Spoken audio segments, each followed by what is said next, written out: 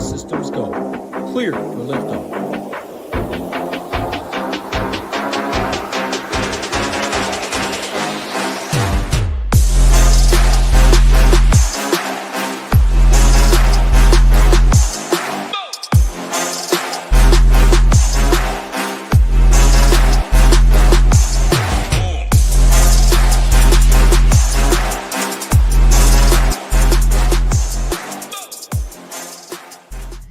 What is up, everybody? Sorry for the delay. Rio's PC took the All-Star break off as well. We are back at it, though. 9 games on DraftKings, 9 games on FanDuel.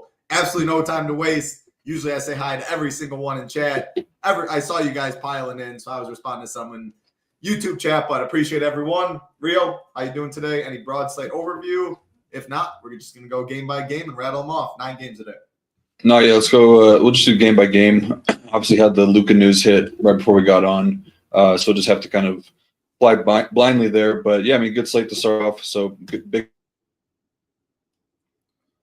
So Luka, and hopefully we get Rio back. Luka was ruled out short, like 8 minutes before we got Prizes.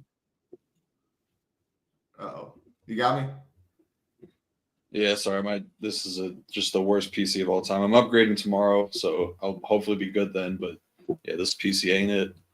All right, no, you're good. If it somehow keeps doing it, Big Marley and I can call you on my phone and we can have a mic. We can do it some real janky way, but hopefully you're good. Yeah. So right before he came on, Luka was ruled out. Vanderbilt was ruled out. LeBron was downgraded to questionable. Do you have any thoughts? Do you think they just punt this game and LeBron misses? Or do you think LeBron plays? All right, it just hit. So do you even have a lead? I know you were worrying about the PC. No, I kind of had some thoughts on it last night. It definitely makes it a little bit more different now because they lost last night. I was thinking if they won, they could probably play this game a little bit looser and give both LeBron and Luka a break. But obviously losing last night, I think, kind of changes things. I still kind of think they give LeBron the night off. Spread is in favor of Portland now. I don't think that Luka alone would do enough to move the spread that much. I feel like if LeBron plays, they probably would be favored. So I would kind of imagine he sits tonight is kind of my initial thoughts on everything. I like it. All right, let's go game by game. 9 to talk about. First one locks at 7 Eastern. Last one locks at 10 Eastern. So got to be on your computer throughout. A good $4.20 entry max, though. 17,000 people. $15, 31,000 people in it. So little bigger prizes than usual with the first day back. The first game of the slate, Memphis Grizzlies taking on Indiana Pacers. Memphis is 2.5-point favorites. Big boy total, 251 in this one. Injuries, nothing on the Memphis side, nothing on the Indiana side. So we're looking at a monster total. No injuries, though, to talk about.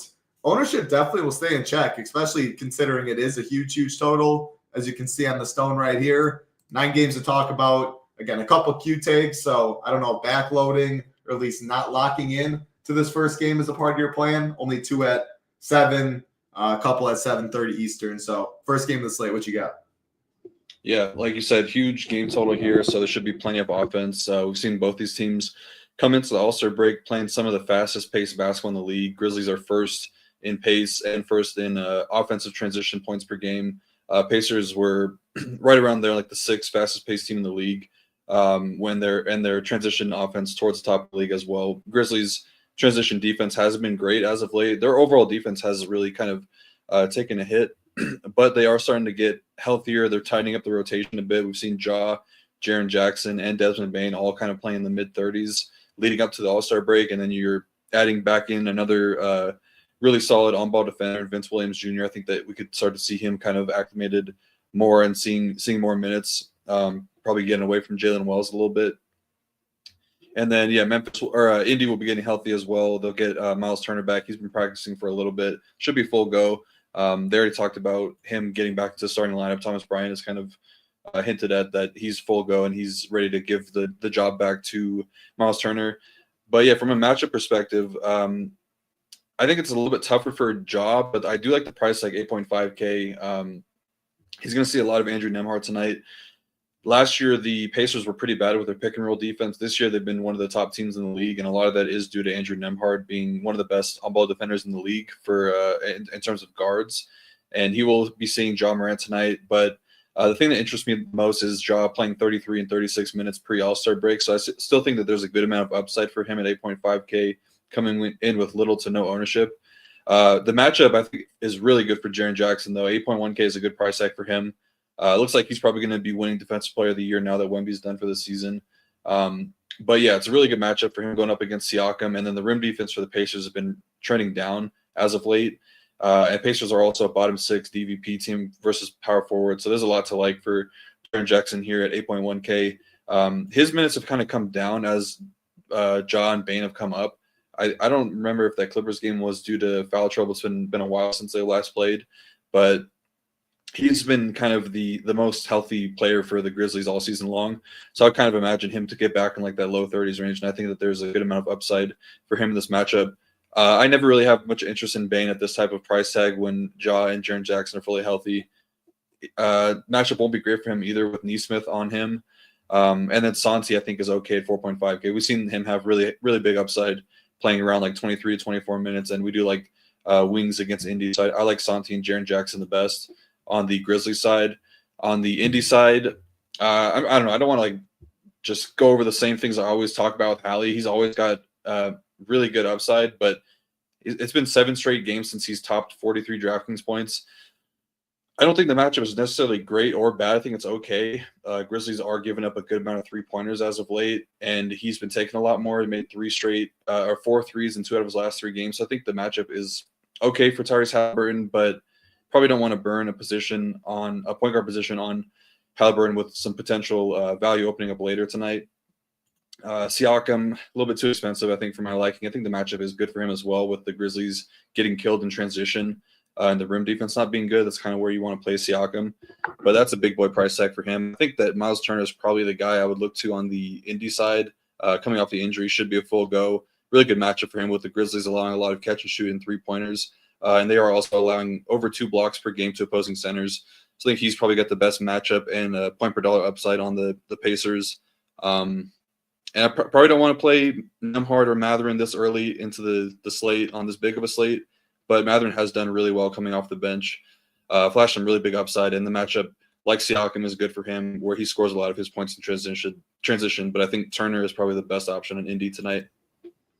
Look at that. Picked up right where you left off pre-All-Star break. What a breakdown. 251 total, not much ownership going to, which is interesting, but it is 2 healthy teams. I always say health and rotations, minutes are key in NBA for the most part. If your best players are out, usage then goes to guys that mispricing. That always trumps totals in terms of NBA DFS.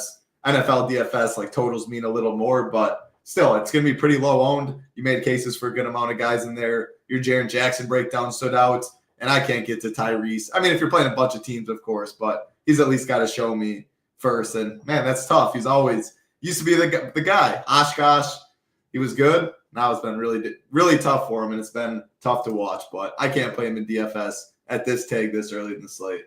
All right, next game on the slate, I think it's a catch-up. Not really much interest for me. Boston Celtics, 7-point favorites over the Philadelphia 76ers.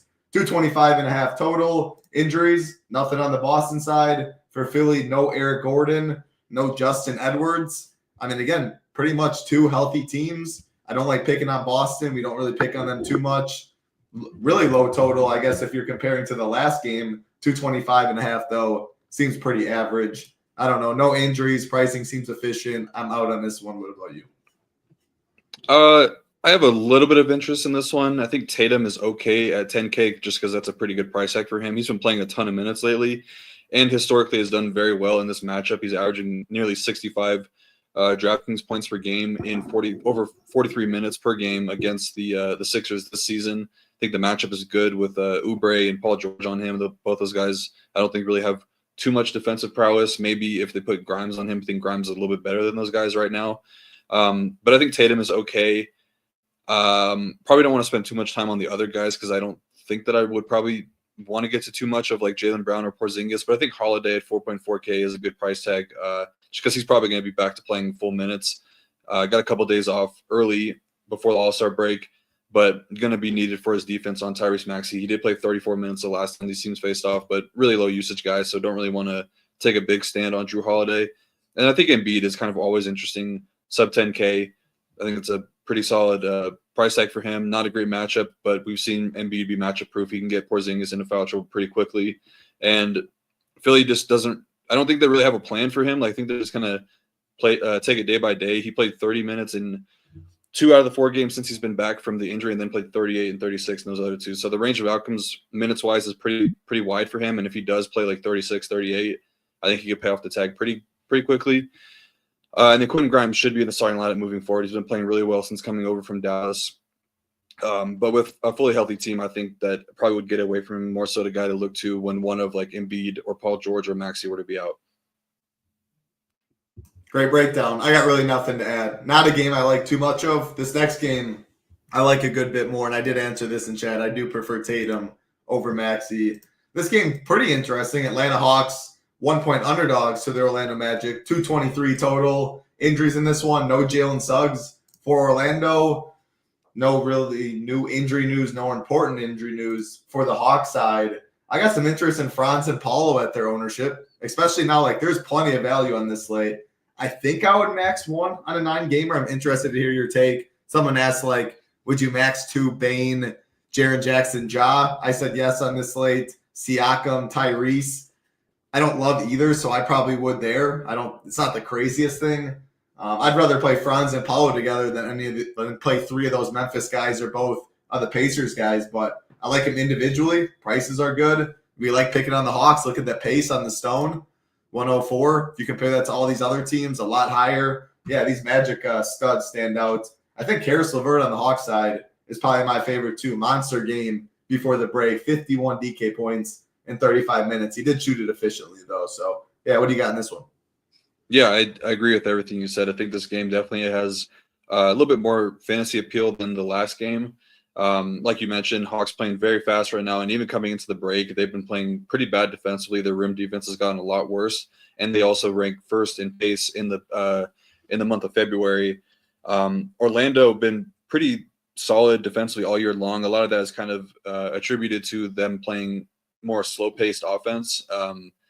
But their pick and roll defense hasn't been that great. It's been kind of an area of concern for them all season long, but it has been a little bit better. I think a lot of that is probably due to Anthony Black being in the lineup, but there's still a clear weakness there to attack if you're Atlanta. Trae Young is actually leading the league in pick and roll scoring this season, so matchup wise, it's really good for him. But same thing with Tyrese Halliburton. Like, he's got the downside that can really bury you. He only put up 35 DraftKings points against Orlando the last time they faced off, which was like two games ago, I think. But he does have a 67-pointer and a 60-pointer sandwiched between that. So the upside is clearly there, but I same thing. I don't really want to burn a roster spot on Trae when the downside risk is really big, and I would probably rather just get down to Dyson Daniels for 2,400 cheaper. Don't really have large enough sample size to know like how impacted Dyson's going to be with Karis LeVert, but we know that Karis LeVert is more of an on-ball guy than off-ball. Like, he needs the ball in his hands to get like those ISO scoring going. So I think Dyson and Karis LeVert point per dollar wise are probably better than Trae Young tonight, but Trae obviously is the guy with the biggest upside. And then Okongwu, yeah, we got to see what they're going to do with Capella. I guess he's been healthy scratch the last like week or two, and a lot of that is due to a contract dispute, I guess. So it hasn't really been an injury. So I don't know, like maybe he's out of the lineup again, and then it's Okongwu playing 30+ minutes again. Because if he does, I think anytime he's playing 30+ minutes, regardless of matchup, he's a really good permanent producer that I think it doesn't matter as much. As long as we're getting the minutes, I think he could pay off pretty much a price tag against any team. So 6.1K for Okongwu is good if Capella were to be out. That's probably it on the Atlanta side. Orlando, I agree. It's pretty much just Franz or Paulo or bust. On the season, Franz does have a slightly better role in terms of usage. He's leading the team at 32% with both Paulo and Franz on the court together. Paulo's not too far behind him, 26.5%. But Paulo does lead the team in assist percentage at 30%. And then you take away Suggs, that's going to climb even higher. Franz is right there at 16.5%, both around a 10% rebounding rate. So the role, or you can make a case that it's really good in either direction. But from a permanent standpoint, Franz has been slightly better. I think the matchup is probably better for Paulo, assuming it's going to be like Mo Gay and Jordan Niang on him. I'd like that a lot with how bad the Hawks rim defense has been. But I think both these guys are really good. I don't really have a strong lean. It's kind of if you need 8,600 for a small forward and you land on Franz, I think you'd be okay with that. And then vice versa, if you have 8,300 left for power forward and you land on Paulo, you should be pretty happy with either of those decisions. So I like those guys a good bit. Maybe Goga, 4.6K. They haven't really been playing him a lot of minutes since he's come back from the concussion. It's actually been slightly in favor of Wendell Carter Jr. in terms of the minutes there. I'm not really sure why. I mean, they're losing a lot of games lately. Goga was playing really good earlier in the season when he was playing like 30-plus minutes, and Wendell was kind of taking a back seat there. So maybe those minutes start to creep in Goga's direction a little bit more. If it does, I think he's probably severely underpriced if we're getting him back to like the 28, 30-minute range. Didn't he get benched at half last game? I don't remember. It wouldn't surprise me. I saw a notification. Like, it just feels so volatile in a 9-game slate. I agree with you. Give me 20. We used to always play him on the Pacers. Anytime like he started, Goga was the man. It's just these minutes are so volatile. And for some reason, I think he got benched at half, which you never like to see. Why is Paulo played in 7 of his last 8 games? He hasn't played more than 33 minutes. Like, there has to be some blowouts in there because I see some with Franz. Like, I know the Nuggets blew him out. I know the Golden State game got out of hand. But actually, they still played a lot in that. But actually, maybe it wasn't the Golden State game. The Nuggets game for sure. I don't know about a couple of the other ones. But are any of them on a minutes cap? No, I don't think so. They've actually Paulo came back pretty quickly and pretty full from the oblique thing. Like, he was in like that 29-minute range and then quickly got up to like playing 40, upper 30s quickly. I think that there's maybe trying to take a little bit less off his plate with Franz coming back, just because Paulo he came back earlier and was playing a lot of minutes. That's what I think of it. It is, and obviously some of those blowouts mixed in. Makes a lot of sense. All right, let's keep it rolling. No time to waste. We do appreciate like button though, subscribe button. Takes 2 seconds, so we had 5 seconds to waste, but it's not wasting because that does help us a ton. Boost the algorithm. Back to bringing you shows every single day on this channel with NBA back. MLB will be back before you know it. Golf going on, NASCAR, MMA, NHL, big boy hockey game today. USA, Canada, that'll be fun. But like, subscribe helps us out a ton. Big boy favorites are the Cleveland Cavaliers, 13 against the Brooklyn Nets, 225.5 total in this one. Cleveland side for injuries, Okoro, Ty Jerome questionable. On the Brooklyn side, no injury news to talk about. Big spread, not too many injury news. I don't know. I guess Brooklyn. What a gross squad these dudes are rolling out. Like, can you get to some of them for value, or is like now all these Lakers guys are pretty much better? I don't really love the spends for the Cavs. I guess if you think it keeps it close, or someone keeps it close, but is it D-Mitch? Is it Garland? Is it Mobley? I don't want to play that game on a 9-gamer. So Nets guys, if I had to pick, but yeah, what do you like? Yeah, I think pretty much always it's going to be a max 2 situation for the Cleveland top 4 guys, and I probably won't even get to any of like the Hunter, Strus, Jerome range at all. I'll probably just be Xing those guys out. It's a slightly better matchup for the front court guys just because as bad as Brooklyn has been this season, their on-ball defense and guard defense is really good. They're first in the league in pick-and-roll handler points per game. So not a good spot for either of Garland or Donovan Mitchell. I think I would slightly lean Jared Allen just because the price is the cheapest at 6.5K, and he's been pretty consistent, 36-plus DK points in 5 straight games. Nets are bottom 10 DVP versus center, so a slightly positive matchup there, but they're also allowing the 6th most blocks per game to opposing big men. So I think that Allen probably has the best matchup and the best price tag, and then I don't really want to take a stand like getting to a lot of any of these guys really on Cleveland because I do expect them to blow them out pretty quickly and easily. And then the Brooklyn side, it's just weird that they weren't sellers at the deadline. I don't really know the reasoning behind that. Like, a lot of people wanted Cam Johnson. They probably could have got a good haul for Nick Claxton. But yeah, they're sticking with their team. They're going to be getting Cameron Thomas back pretty soon, it sounds like. I don't know. I don't think that I really want to play these Nets guys in a game where they're probably going to get blown out and a really poor team total. Maybe Trent and Watford 4K, but they'll probably be better value 30 minutes later if Giannis or Dame gets rolled out, or even in that Charlotte game or the Lakers game. So I probably just be max 1 in this game on each side. My favorite net, if I picked it, would probably be Keon Johnson.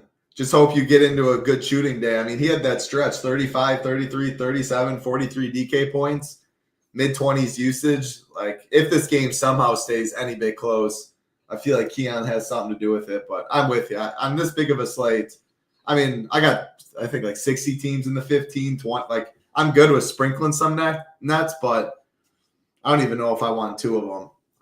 And I don't like the Cavs side. Not a great game to target. Let's go to a game that is pretty good to target. The New York Knicks, however, it is big favorite again at 12 against the Chicago Bulls. Massive total, 245. Man, these Bulls, these Hawks, some of these teams are fun to pick on. Injuries in this one, no Patrick Williams for the Bull side, no Josh Hart for the Knicks, which is big, and then OG Anunoby is questionable.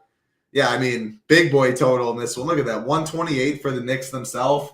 That's going to lead to ownership, though. As you see on the Stone, Brunson popular, Cat popular, Precious some ownership. And again, they could be without OG as well. Josh Hart, a big piece. That's a lot of minutes to fill. Yeah, I guess what rules would you set for the Knicks?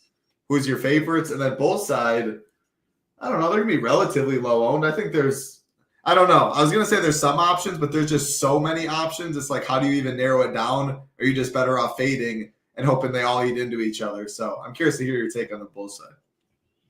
Yeah, we mentioned it a lot coming into the break where they were adding in Trey Jones, Kevin Huerter, and Zach Collins into the mix, and it really started to muddy up the rotation a lot, and it was hard to feel confident about getting to any of these plays now. And then you add in Lonzo Ball going to be back tonight, so that's another guard that they have a surplus of guards right now, and it's just hard to find all these guys minutes. So I am normally just a max 2 of like the Giddey, White, Io, Lonzo range. I honestly think you could probably be max 1 tonight, just kind of make it easier on yourself because I doubt 2 of those guys get there. If I had to choose one, I think it's probably still Kobe White because I think the matchup is probably the best for him. But Io has shown a little bit more upside than Kobe as of late, so probably those 2 guys. And then Matas Buzelis, I think he should actually be pretty solid from a minutes perspective with Patrick Williams going to be out for 2 to 3 weeks. So I think Matas is okay. Knicks have been struggling at the rim this month, actually dead last in rim defense and dead last in pick and roll defense. So if this was any other team, I would be looking to attack the Knicks a good bit, but Chicago just makes it very tough to feel confident about these guys. But I think Vooch is okay at 7.7K. The price started to come down a little bit. He was in like the mid 8K range. Been playing really well pretty much all season long. Did have a little bit of a slump, but back to mid 30s minutes last time out. Performed pretty well. And it's a good matchup with the Knicks allowing the most rim points this month. So I think Vooch is probably my favorite, then Kobe, and then Io, and then probably Matas Buzelis. But I don't really think that I want to get to too much on the Bulls side. The Knicks side, I think this is probably a spot you could even consider just being min 1. Maybe not if you're playing 150, but I think that you're probably going to naturally get to a lot of these guys regardless. It sounds like OG's going to play tonight. He is questionable. Had the foot injury. It looked a lot worse than apparently it was. Missed like a week or 2, and then he's been practicing for the last couple of days. No Josh Hart. Should insert Precious into the starting lineup, I would assume. But it kind of depends on how they view Josh Hart. If they view him as more as like a guard, then it could be McBride, and Chicago has a ton of guards they're going to be putting out there, so it would make a little bit of sense to get McBride out there for a little bit more. But Precious has been the guy that they've just been kind of inserting in for OG and for Josh Hart. So I think it's probably still him. But yeah, starting with the guys up top, I think Cat and Brunson are both in really good spots here. I'm going to have one of these guys in my main lineups for sure. I do think that Cat is the slightly better option. He's been really good against Chicago this season. Put up 71.5 and 75 DK points in their first 2 meetings. Chicago's bottom 3 in DVP versus centers. There's just a lot to like here for Cat. With Josh Hart off the court, he does see a slight increase in rebounding opportunities, plus 2% rebounding boost with Hart off the court and averaging 1.54 fantasy points per minute. So I think Cat is probably the best spend up on the slate, in my opinion, and probably a guy I'm going to be playing a good bit of. I'd want to get above the 24% because I think that he probably smashes in a pretty big way here. The same thing for Brunson. What if he's 38%? What about 38%? That's kind of a lot, but I don't think that he's going to get that high. If we're talking like the lotto, like I don't think there's any chance that he gets that high of a number on this big of a slate. Maybe though. Right. I think that 30% is probably still fine. Like I will probably end up with 50% of him tonight. I think if I'm just guessing right now. Makes sense. Yeah, but I yeah, do Brunson think he gets steam though. People love playing Cat, man. I mean, rightfully so. The price tag is just so good. We have all the value in the world now. Center is pretty solid though. That's the one thing that'll keep for sure keep it in check. But keep going. Yeah, so I think Brunson is very good as well. $1,300 price difference between him and Cat. He has a lot to like about his matchup as well, averaging 46 against the Bulls this season, which is very good for 8.4K price tag. The Bulls are bottom 4 in pick and roll defense this season. Brunson is 5th in the league in pick and roll scoring. Bulls bottom 3 DVP versus point guards. So yeah, I think I'm going to want one of Cat or Brunson in most of my builds tonight. Bridges, I don't think I'm going to get there. 6.4K. The minutes have been kind of coming down a bit as well. They've been kind of leaning into Deuce and campaign a little bit more. He was playing a lot of minutes earlier in the season, so it could be because of that. But from a per minute standpoint, it's actually been OG that's slightly better than Mikal Bridges with Josh Hart off the court. And I think that OG is probably going to be a full go if he does play, because we've seen Tibbs not really have any sort of minutes limit on guys when they return. So probably back to like 35, 36 minutes for OG, and at 6.2K, good price tag for him. I already talked about Precious. If he's starting, I think he's a good play. Like front court guys against the Bulls this season. But yeah, if it is Deuce at 4K, he'd be really good as well. And then campaign, I don't know. He's just a GPP 150 max dart because he's only 3.3K. And if the game does blow out, he might see a few more minutes. But he's been actually one of the better per minute guys with Hart off the court this season, averaging 1.15. But yeah, a lot to like on the Knicks side. Yeah, a lot to like for sure on the Knicks side. Without Hart, that's huge. Already a great matchup against the Bulls. The price tags are very fair on Brunson and Towns. They're applied for 128 points. Most of my lineups probably will consist of one of them. I think you can definitely play both of them. Bulls side's tricky. I wouldn't be shocked for one of these Bulls to get there. I wouldn't be shocked if 2 of them get there. You can easily, if you play the wrong one, you're drawing very, very thin. I just hope they all do fine for their price tags. None of them absolutely go off and are on the winner. Kobe White would be my favorite as well, though. I think he's just most likely to get hot shooting, get you 40. Kitty's always got upside, though, so he'd be my second. All right, couple games left on the slate. What I do want to tease, and I don't want to say too much and spoil anything, but there is a very big announcement coming up pretty soon. Stay tuned, locked in, SHIPIT Nation on Twitter. Definitely make sure you follow, subscribe, so you go notified every time we go live on this channel. Big boy news coming up. We've been hinting at it for a little bit. It is just around the corner. Cannot wait for that. That is all I'm going to say. If I was the one to ruin it, that would not be good. Like button, subscribe button does help us out a ton. And again, if you do want to join us at the Nation, no better time to join. Ship 50 gets you $50 off your first month with Shiptimizer. $99 takes you down to $49. Get every single sport. The great best community in the Discord and an optimizer. Ship 50 gets you $50 off. No better deal out there. Even though football winded up, still plenty of sports out there. Shout out to the golf team. Shout out to the hockey team. Of course, shout out to Ham, BJ, and Rio in the NBA streets, ready for a strong second half of the year. All right, Rio, enough of marketing. Back to this game. Not one I have much interest in DFS. Milwaukee Bucks. 3-point underdogs to the Los Angeles Clippers, 228.5 total. Injuries in this one. Bobby Portis suspended 25 games. What's going on? Andre Jackson questionable. Dame questionable. Giannis questionable. On the Clipper side, Norm Powell questionable. That's a lot of very important Q tags. Start with the Bucks side and Giannis. He hasn't played for a little bit with his calf. Is he going to give it a go today? I see a little ownership like on Kawhi. He's starting to fall in. I know you've talked about him. I'm curious to hear your take where you're just going to keep playing until he gets there. He's falling in that Siakam, Tobias Harris range for me. A lot of just mid games. Is he going to finally get there? Yeah, it sounds like it. Ty Lewis talked about ramping him up in the second half of the season. I mean, there's only I don't know how many games left, like 25, 30 or something like that. And this is kind of the time where teams will start to tighten up the rotation. The Clippers are kind of in the mid-Western Conference standings right now where they need to write off some wins. And then they have to figure out ways to implement Ben Simmons and Bogdanović into the mix. But obviously, like James Harden, Zubac, Norm Powell, and Kawhi are your guys. And then, yeah, there's been coach speak about Kawhi playing more minutes. So we saw him get to 34 the last time he played, and some of that was garbage time as well. So he's probably settling in at like the 34-minute range moving forward, and then with upside for probably 36, 37 if games are close. So 7.1K I think is pretty good. I kind of forgot to mention at the top, but Milwaukee's been struggling defensively. I think a lot of that is just a lot of tired legs. Their rim defense has been really bad. A lot of that is with no Giannis, and then Brook Lopez has been playing a ton of minutes this season. He's no longer very young anymore, so definitely been feeling the heat of playing so many games this season and so many minutes.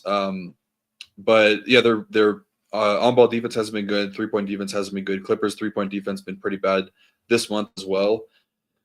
But yeah, I think James Harden is a really good spin up at 9.3K. Against a struggling Bucks defense who ranked bottom 5 in pick roll defense. It's actually kind of surprising to see that James Harden pick and roll volume is way down this season, only averaging like 5 points per game in there, but still has all the usage and assist numbers to back up him being a very good option, 9.3K.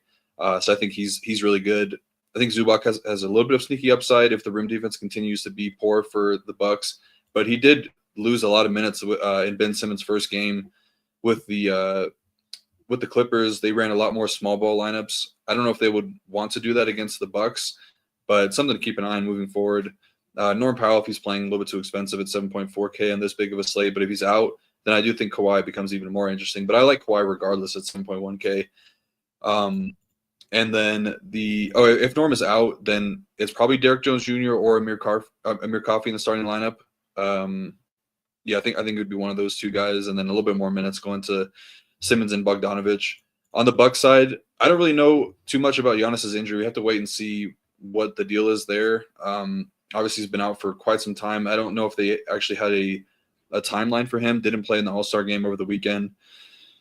But it sounds like more. It sounds more like. Go ahead. I was just gonna say it's ever since he got ruled out after lock with that calf. Like he hasn't played since then. Like I don't know, man. Can't be. I obviously know like the Knicks are favorites to get him. Like there's been the talks about like I want to stay in Milwaukee, but if we can't do it long term, like if we're not going to be competitive, he's going to be gone. I think it's like a true something's going on with this calf. So I don't know, but he's had a good amount of time off. The spread indicates though. I don't know. What do you think? The Bucks. Am I just overrating the Bucks a bit? Like 3-point underdogs if they were fully healthy. Does that feel right to you? No, I think they probably would be favorites. I think there's definitely something there. 'Cause it is a home game coming off of a break where these guys haven't played for a while. Like you would imagine it would come out of the break well rested. So I think that, there's probably a good chance that it's definitely not because of Bobby Portis, but like there's a good chance that one of Giannis or Dame sits. I would think that Giannis would be the more likely candidate just because Dame was a little bit healthier heading into the break. He did miss a game in there, but I think that was more so just to get an extra day off. I don't know. I think that it's probably like a 50-50 chance Giannis plays. We just kind of have to wait and see, which is another reason why you don't really want to lock up too many spots in the first two games. I don't have a ton to add. Like obviously if Giannis plays, he's always a good play, but you have to wonder how healthy he is, to what capacity is he going to be playing. But if Giannis is out, then Dame would be pretty good. It is a tough matchup. I do like the guard defenders on the Clippers side of things, but 9.5K is reasonable for him, and he's been playing really well coming into the break, shooting the ball really well, had a couple triple doubles mixed in there as well, or maybe just one, but he's been kind of getting a lot of rebounds and assists as of late, so I think Dame would be very good. And then I think Kuzma, regardless, is already kind of good at 6.5K because they seem committed to getting him a lot of minutes right now. He's played 34 or more in 3 of his last games. And then no Bobby Portis would kind of solidify those minutes for him. I think they're probably going to be playing him 35, 36 moving forward because they traded for him for a reason. And then Brook Lopez, I don't think I want to go there. But yeah, definitely got to keep an eye on it. If one or two of Giannis hits, it's going to be a situation we're going to want to get a lot of because, they don't have Bobby Portis. So now you're taking away 2 high usage guys if Giannis were to sit. So give me Giannis sitting and Dame sitting so I can fully lock KPJ in the revenge game. Yep. That'd be too easy. That'd be a free spot.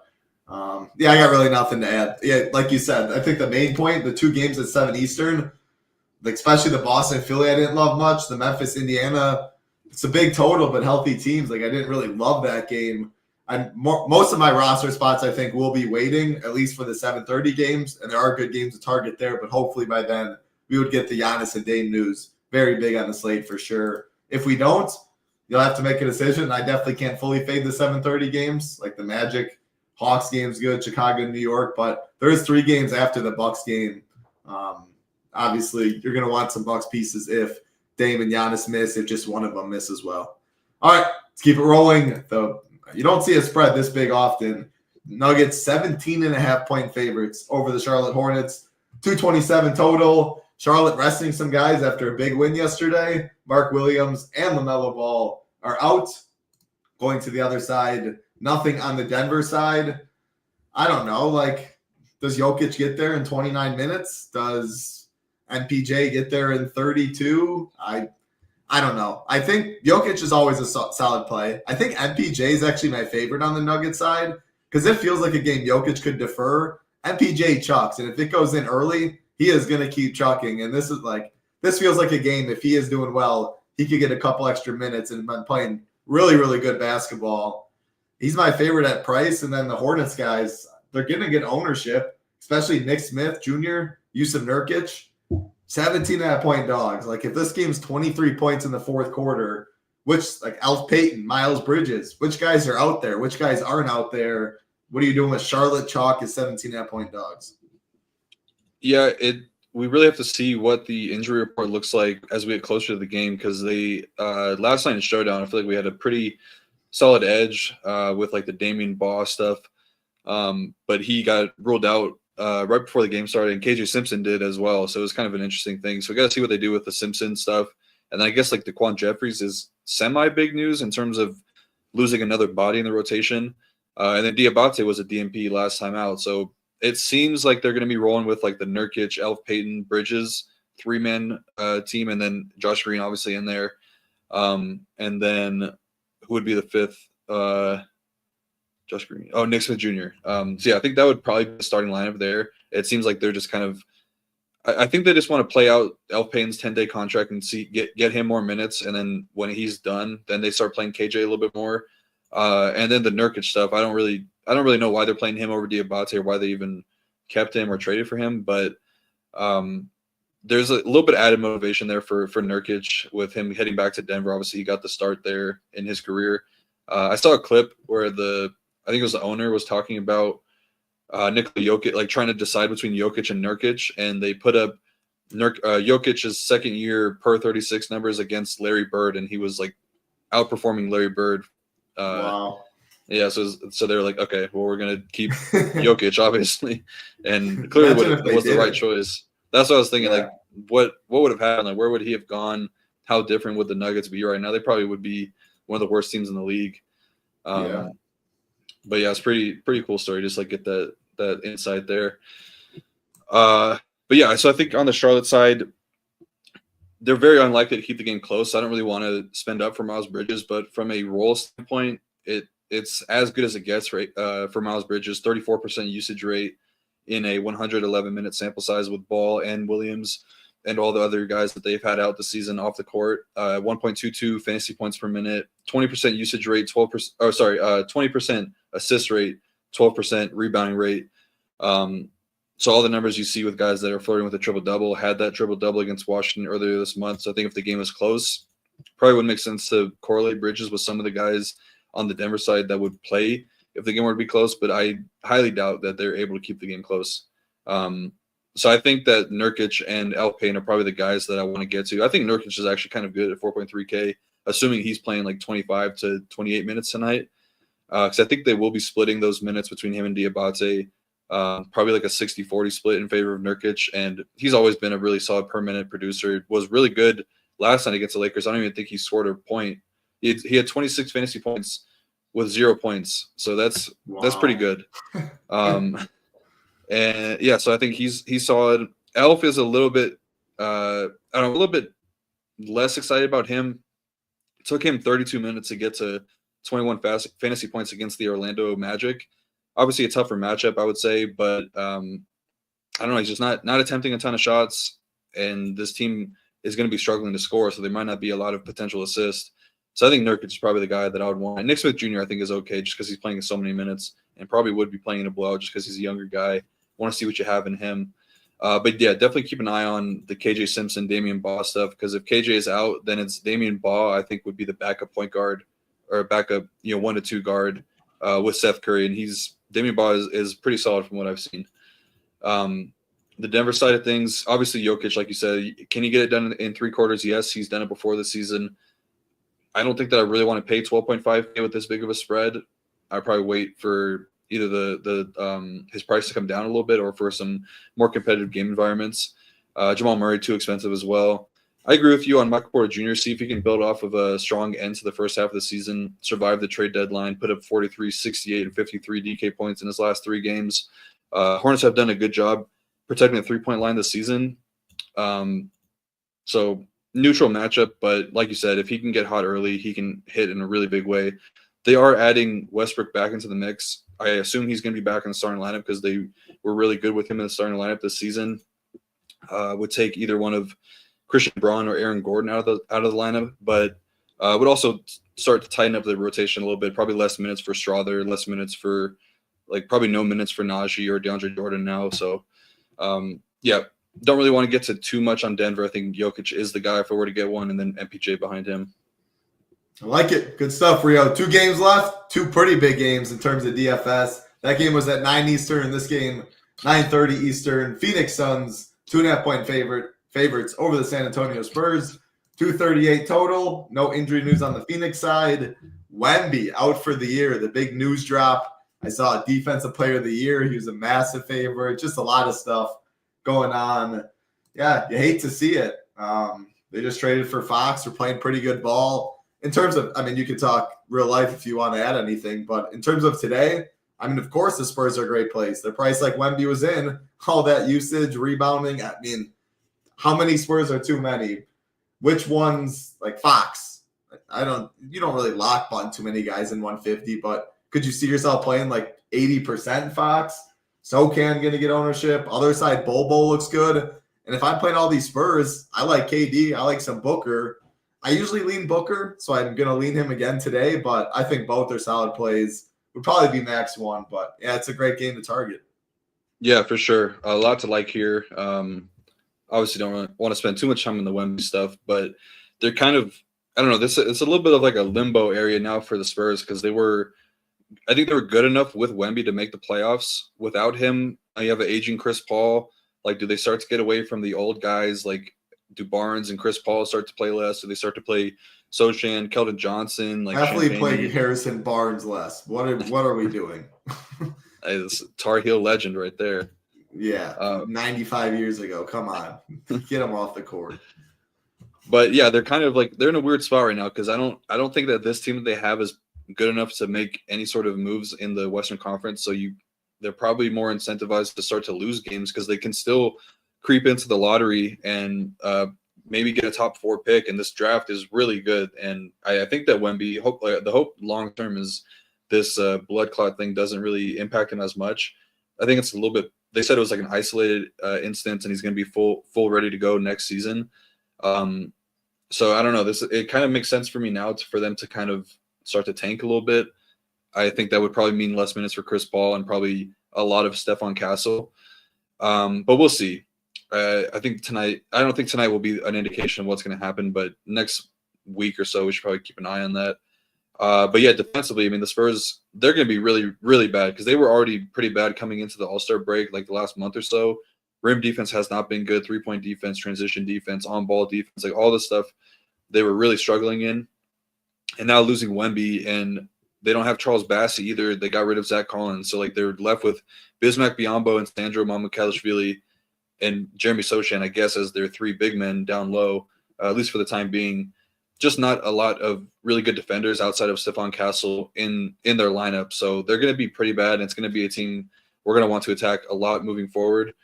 Definitely starts tonight with the Suns. But the Suns on the other side are really bad defensively as well. They've been a huge on-ball funnel, ranking bottom 8 in pick-and-roll defense, bottom 7 transition, bottom 4 in defensive rating this month, bottom 6 rim defense, bottom 8 catch-and-shoot defense. Just everywhere they're getting beat up. So it's a good spot for a lot of these Spurs guys, especially the guards. But yeah, I think both KD and Booker are in really good spots here. KD going to have Harrison Barnes on him. He's old, can't really defend him. KD's the best scorer ever. Really reasonable price tag for him, I would say. He's been playing a lot of minutes lately, 42+ in 3 straight games, has topped 45 DraftKings points in 3 straight games as well. The Suns are kind of in the same spot as well. They need to start to win games they need to start to win a lot of games very quickly. So probably going to be playing KD and Booker a lot now.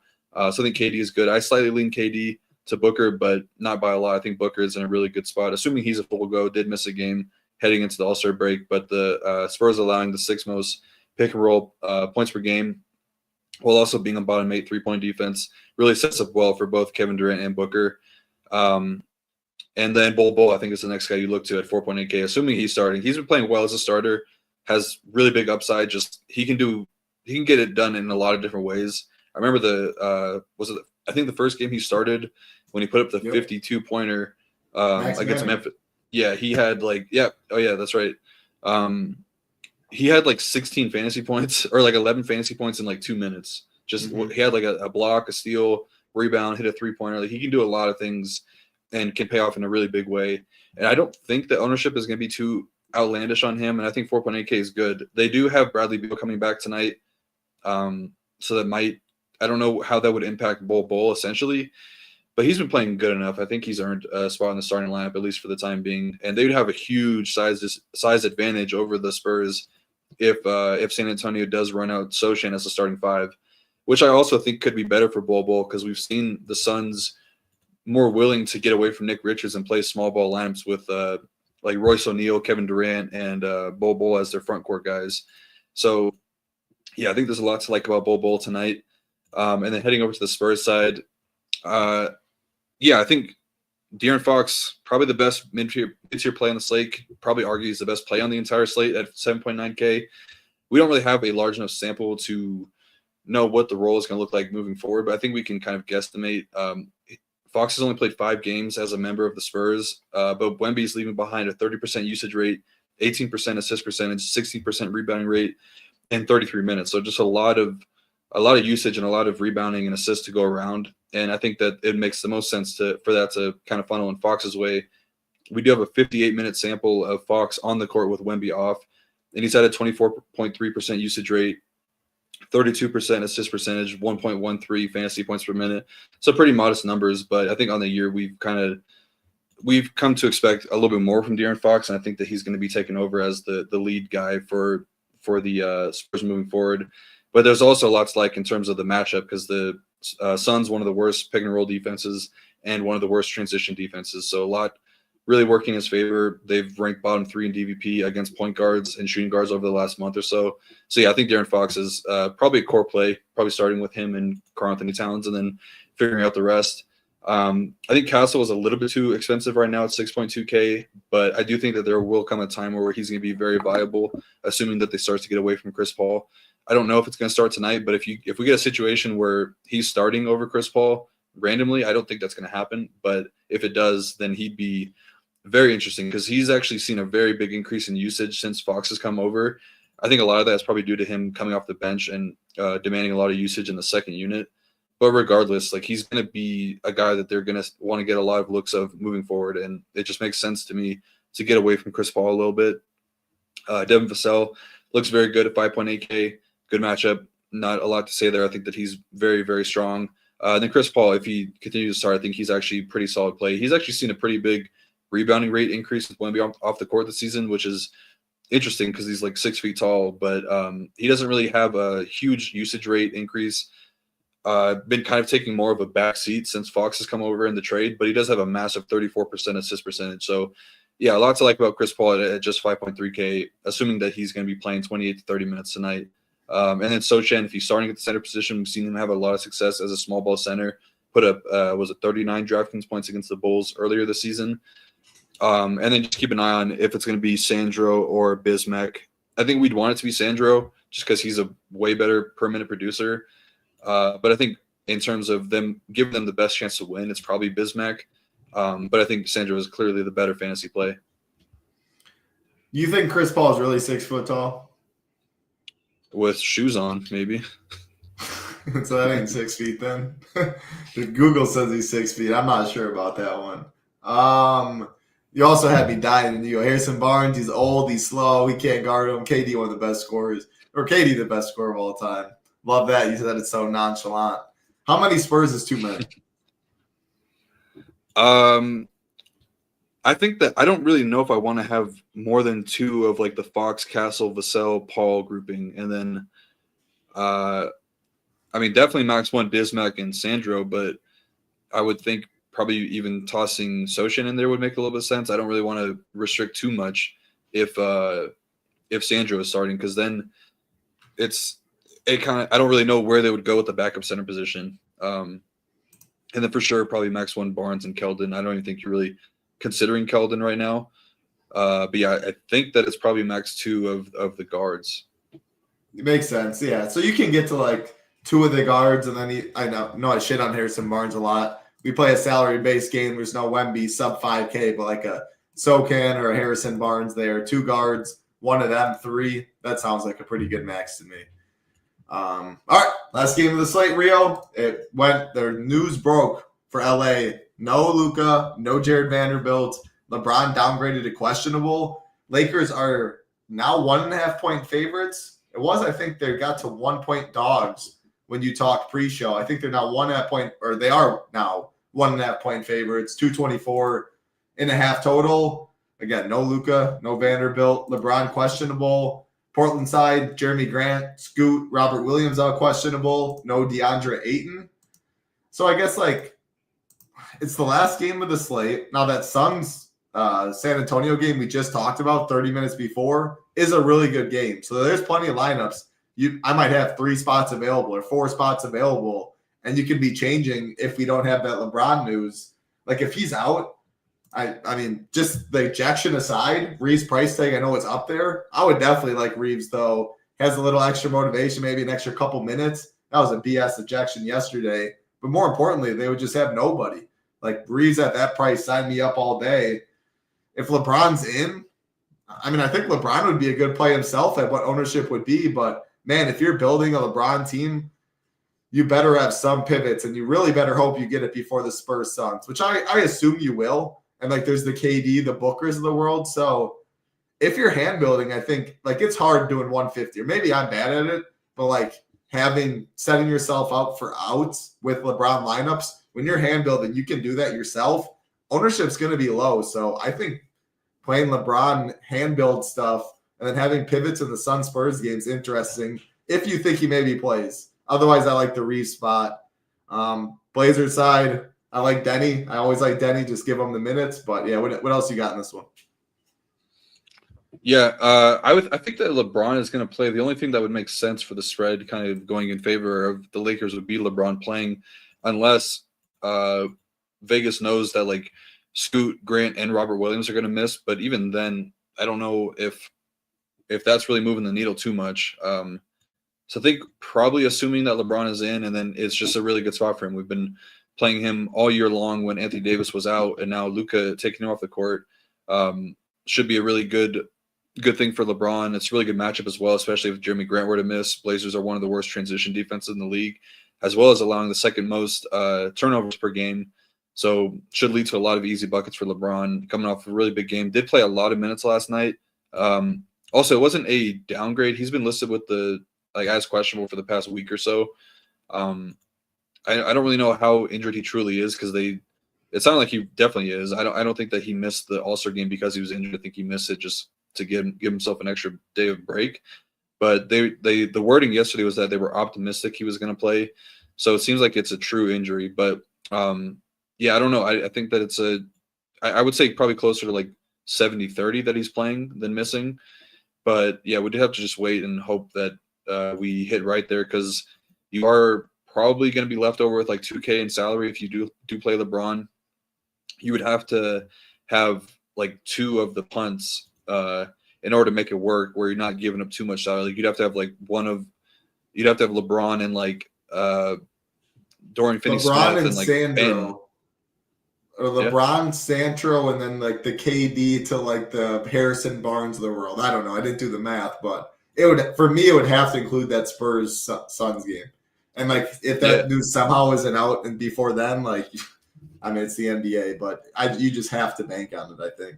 But you're talking about just like min forcing LeBron in like 15% plus. Like I mean I think it's going to be hard for people to get to him. Yeah.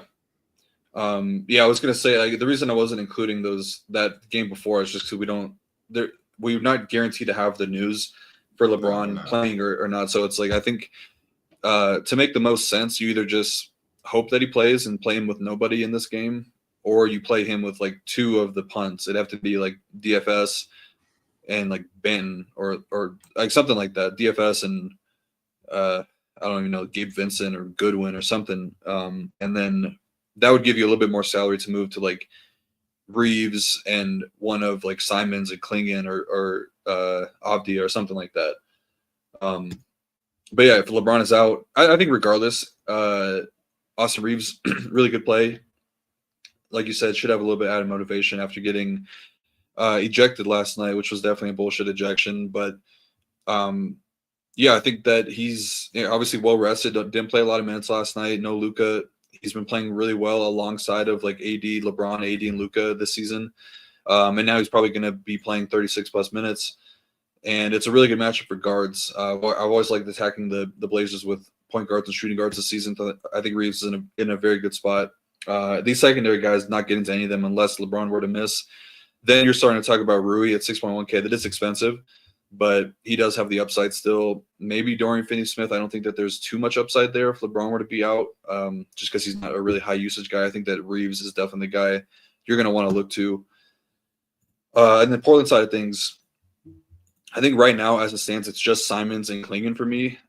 You just can't trust Chauncey Billups with Denny Avdia right now. I don't know what it is, like what he has against him. I thought like he talked him up a ton coming into the season, saying he was one of the best players he's ever coached, or at least saying something like he's the best player they have in their team, something along those lines. And then he's just not playing a lot of minutes. I know he had a wrist injury that kind of managed him a little bit, but I don't know. It's just a little worrisome. The minutes have been very down as of late. So I don't really think that I can go there with confidence, but I do like the spot for Simons a little bit. He has a very solid usage rate this month, 24% in February, and that climbs to 27% with Scoot off the court this season. The Lakers are lacking in the guard defense department, so I think that it's a good spot for Simons. And then Klingon, 5.6K is a really good spot for him. Actually, I'll dial back my excitement because there's been a lot of talk. I've seen a lot of people around the industry talk about how the Lakers – rim defense has been bad, and I think a lot of that was due to their transition defense earlier in the season being bad. But it's actually been decent with Jackson Hayes in the lineup. Yes, I don't think that he's that bad.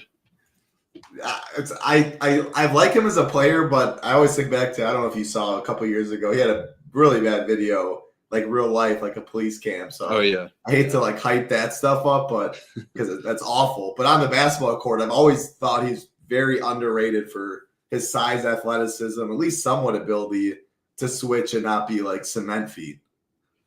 Yeah, for sure. That's a rant because some people are probably like, dude, why does Title love this guy? He's a freaking jackass. Yeah, I guess both can be true. Like talking on the court. Well, apparently it's worse if you take painkillers than get a domestic battery charge in the NBA. I know, so, isn't that nuts? That's crazy. Same thing with the NFL too, but I digress. But yeah, I don't think that Hayes it's actually pretty decent rim protector. The Lakers' rim defense and defense overall has been pretty good post Anthony Davis trade. So I do think that Klingon, he's got a clear runway now to play 30 plus minutes on a nightly basis with Aiden out for probably 3 to 4 weeks, whatever it was. And he put up a massive stat line against the Nuggets, 17, 22, and 3 blocks. Like our guy Little Nick says, he has a historically high block rate. But I think the minutes getting up there was a little bit more matchup based against Denver. Obviously, with Jokic out there, you need a lot of size against him, and it's not a team that's going to be running up and down the court as much. But the Lakers, they ran the first guy to come in the game behind Hayes was actually Dorian Finney-Smith, or I think it was Finney-Smith or Vanderbilt. It wasn't Alex Len. Alex Len played like one rotation. So I don't think that they're going to be playing a lot of true big lineups 48 minutes of the night, and Hayes is not really playing a ton of minutes. So I think that there's a little bit of downside risk to Klingon. The upside, though, is that they just say screw it and play him against the smaller bigs, and then he would just have a huge size advantage over them, and he's a very, very good per-minute producer if he's playing 30 minutes a night. So I think that makes him very interesting because there's not a lot of guys in this 5K range that have the same type of upside that Klingon does have. And then if Grant and Scoot or two of the three of Williams, Grant, and Scoot were to miss, I think the people that get the biggest upgrade if Scoot and Grant were to be out are Shaedon Sharpe and Delano Banton. Robert Williams doesn't really do too much. I think it probably just bring Jabari Walker into the mix. But Banton would be pretty interesting at 4.5K because he's a really good permanent producer as well. And then Shaedon Sharpe, I think the matchup would be good for him with the Lakers being a little bit worse in transition. He's been playing pretty decent as of late coming off the bench. So I like those guys if those two of Scoot and Jeremy Grant were to be out. Yeah, not much more to add from me. The Lakers stuff, like the Reeves, LeBron stuff, you talked me into even Reeves if LeBron played. Like, man, he's had some monster games even with LeBron. Reeves is so good. LeBron's been so good at a very fair price tag. Again, I don't know how many people go to it. I just really, to be honest, if I didn't get the news before the Suns Spurs spot, and I was hand building and I made sure I had like 2v2s or something with like a Booker, KD, maybe I would switch it then. Like, I guess if they're not giving any news about LeBron, like usually you at least get some, he's going through his normal warm up or whatever it may be. If you got nothing for 30 minutes, I'd probably just swap onto the Sun. It's not like LeBron like is the best play on the slate. If we knew he played, he's still pretty expensive. Reeves is still playing, so like it's more just so at ownership. We have so much value on the slate. Like a contrarian spend LeBron without Luka feels really, really good to me. I wanted to say, I don't know if I said it, but anytime I can play Banton, sign me up any single day. And again, this being the last game of the night on in an island, the only game that locks at 10 Eastern. This game is going to be low owned. It just has to. And there's important Q tags, obviously LeBron, but important ones on the Blazers side too. So awesome stuff, Rio. We obviously your PC a little slow. It held up this whole time. We're talking all 9 games. Obviously, be around your computer. Buck stuff. Important for injury news. 7 Eastern first lock. Last one 10. Got to be around the computer for sure today. Any final thoughts before we get on out of here? No way. I thought he was frozen. I really just jinxed him like that. Well, it lasted the whole time. I'll give Rio a couple more seconds. In the meantime, SHIPITNation.com. Again, the best deal. Huge announcement coming up. You'll definitely want to get over to Shippin' Nation. SHIP50 is the promo code. Gets you $50 off your first month. Includes Shiptimizer. Takes you $99 down to $49. If you do, most definitely get in the Discord. I think the best part about Shippin' Nation, such an awesome community. So many of these in the YouTube chat are in Discord all the time as well. Good stuff, Rio. Even though you're frozen, probably can't hear me. Perfect timing, just finishing up. Hit the like, hit the subscribe. On the way out, helps us out a ton. Thank you very much for hanging out. Ham and BJ, we'll be back tomorrow. Good luck, everybody. For the Frozen Rio, I'm Titletown. Be safe. Good luck. Peace.